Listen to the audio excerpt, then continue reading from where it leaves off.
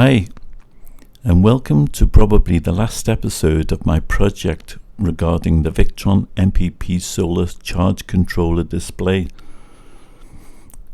In the previous projects, I made an ESP32 sender unit that, in addition to displaying data collected from the MPPT, it also transmitted the data over ESP Now Wi-Fi to receiving ESP32 display units.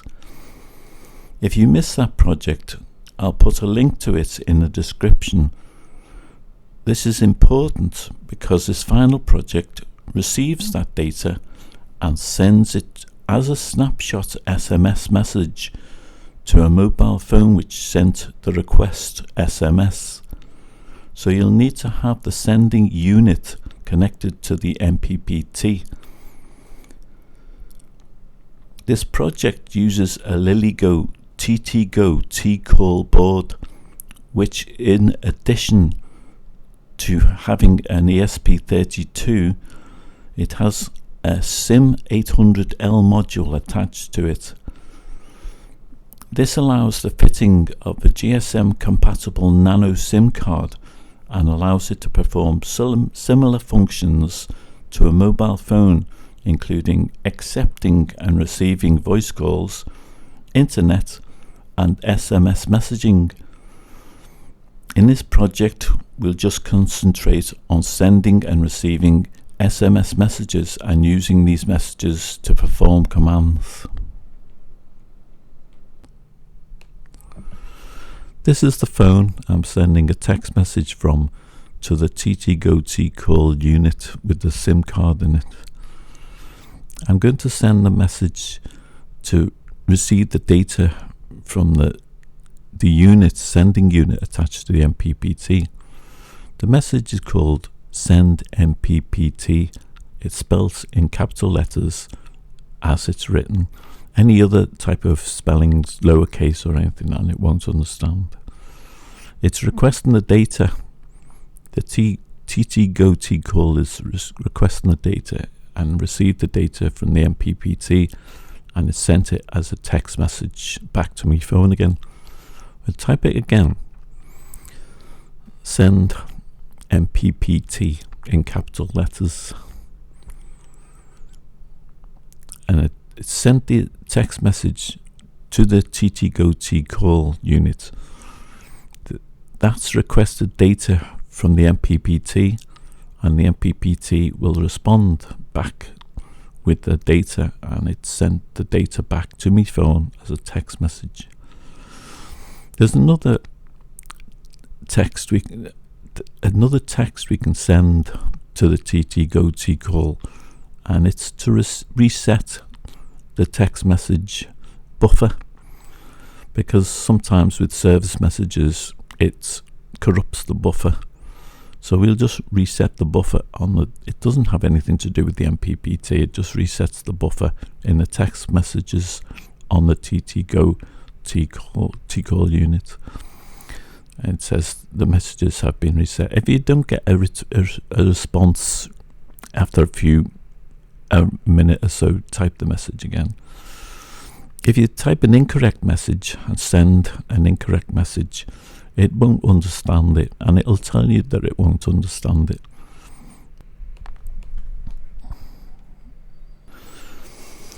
Okay, this is the sketch we need to compile to flash to the TTGO T-Call unit, which has the SIM card in it.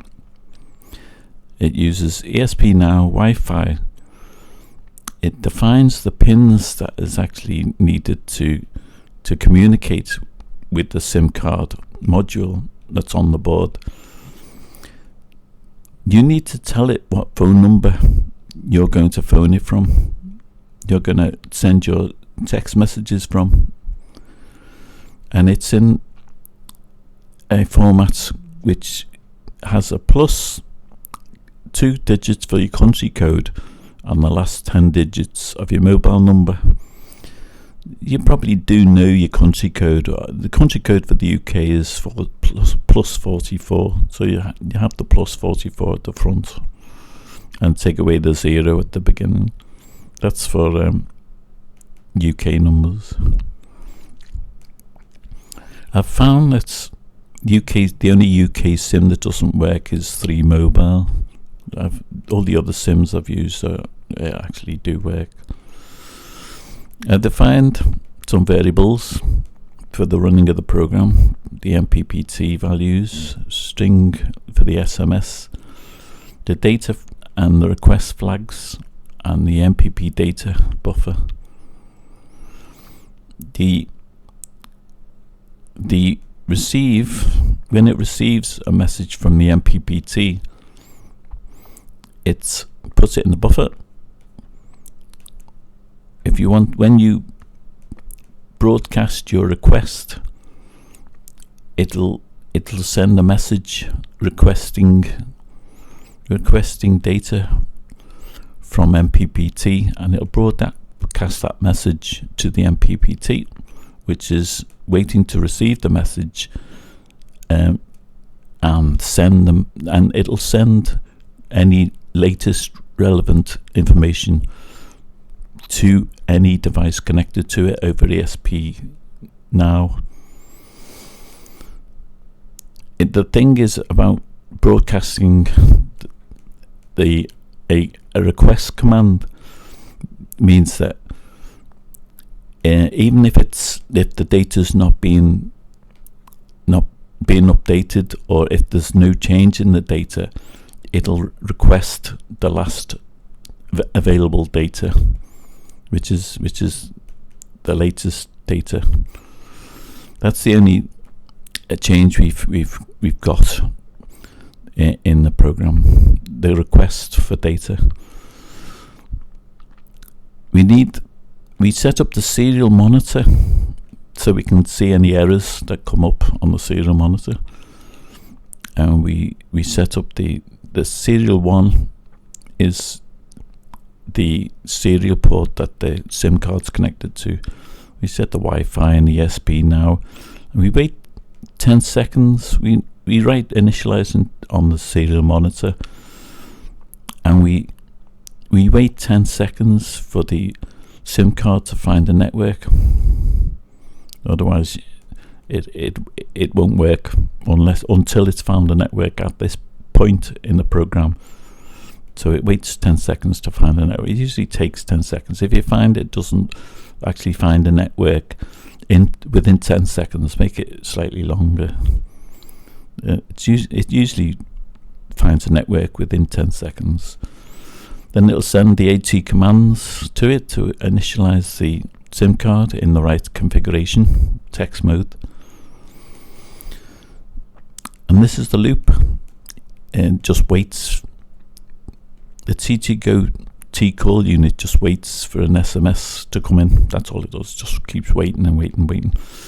And when it gets a text message from the wait routine, this is the routine that waits. This routine just loops and loops and loops, and when it gets a message, it'll go back with the message, and it'll be in buffer, in something called buff, in a buffer called buff, and it'll check to see if it's the right phone number, which is the variable phone which you've already set up, and it'll check the length. And if the length is the correct length, which is 90 characters, it's a whole 90 characters. You wouldn't think that message send MPPT would take 90 characters off the text message, but it does.